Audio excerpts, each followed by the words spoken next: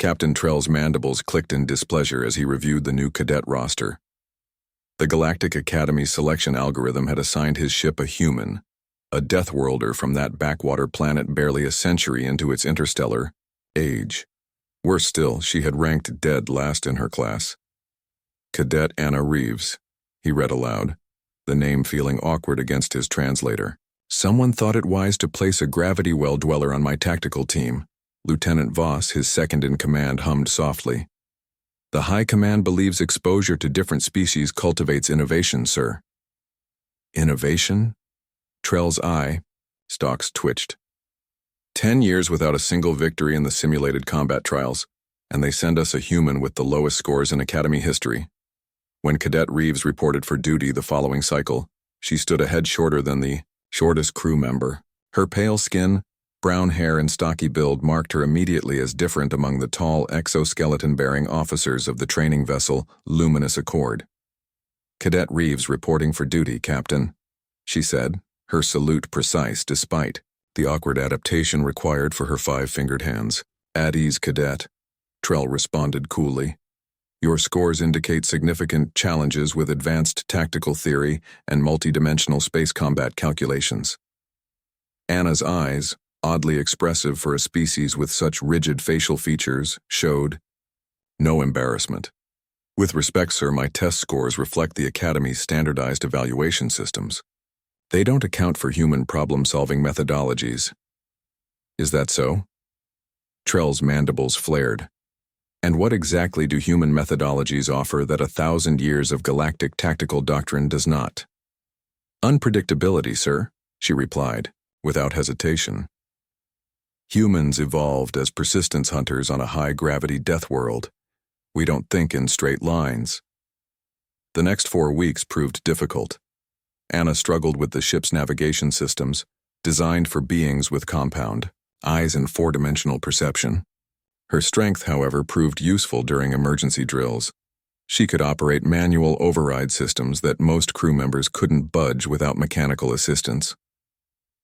The annual simulated combat trials approached rapidly. The Luminous Accord had drawn the Stellar Dominance as their opponent, a training vessel that had won the championship 3 years running, commanded by the legendary Captain Zan. Their tactical officer is a Volxian, Lieutenant Voss noted during the pre-match briefing. They can process 15 tactical scenarios simultaneously. And they always use standard galactic fleet formations, Anna added quietly. Captain Trell turned his eye stalks toward her. Do enlighten us with your tactical wisdom, Cadet. Anna stood and approached the holographic display. Every Academy ship follows variations of the same doctrines. It's why the same 3 ships always win. They simply execute the established patterns more efficiently.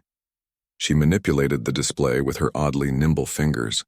But what if we didn't use standard formations at all? That would violate tactical protocols, Lieutenant Voss objected. The rules don't prohibit non-standard formations, Anna countered. They only require that we maintain formation integrity during engagement.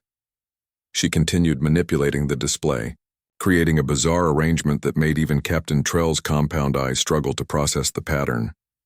This is nonsensical, he stated. It's not nonsensical, it's human, Anna replied. We call it controlled chaos. On Earth, we studied ancient naval battles where smaller forces defeated larger ones through unpredictable maneuvers. Captain Trell stared at the strange configuration. After 10 years of defeats, what did they have to lose? Very well, Cadet. You will command the tactical team for this exercise. The day of the trials arrived. 16 ships gathered in the simulation arena, a vast emptiness of space designated for training exercises. Anna stood at the tactical station, her short frame barely visible behind the console designed for taller species. The Stellar Dominance is taking standard approach vector, Lieutenant Voss reported. Perfect, Anna said. They're expecting us to counter with the tachyon defense pattern. Instead, execute formation Reeves 1. The crew hesitated, then followed her orders. The Luminous Accord suddenly broke into what appeared to be a scattered retreat. Cadet! Captain Trell barked. You're dispersing our defensive capability. Not dispersing, sir. Distributing. Anna replied calmly. Humans learned long ago that predictability equals vulnerability. The stellar dominance pursued what it perceived as a broken formation, extending its sensor array to track the scattered ships. Now, Anna commanded. Full reverse thrust, pattern convergence. The seemingly scattered ship suddenly reversed direction, converging on the stellar dominance from multiple vectors simultaneously. Before the opposing tactical officer could recalculate, the Luminous Accord's weapon systems registered multiple, critical hits. Stellar dominance shields at 20%, Lieutenant Voss announced, mandibles clicking in excitement. Execute secondary pattern, Anna ordered. Target their propulsion systems with calculated inefficiency. Inefficiency? Captain Trell questioned. Their tactical officer expects perfect shot grouping, Anna explained. We'll deliberately miss the optimal targeting solutions while maintaining overall effectiveness. The strategy worked.